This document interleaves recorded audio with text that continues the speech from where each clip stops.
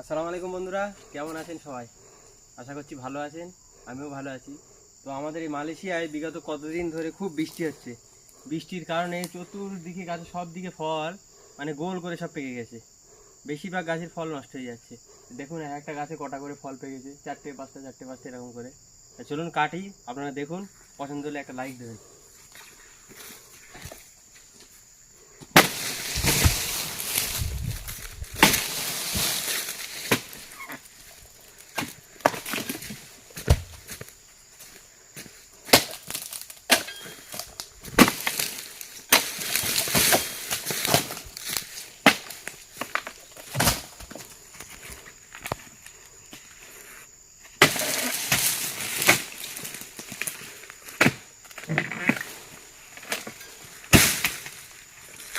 তিনটে,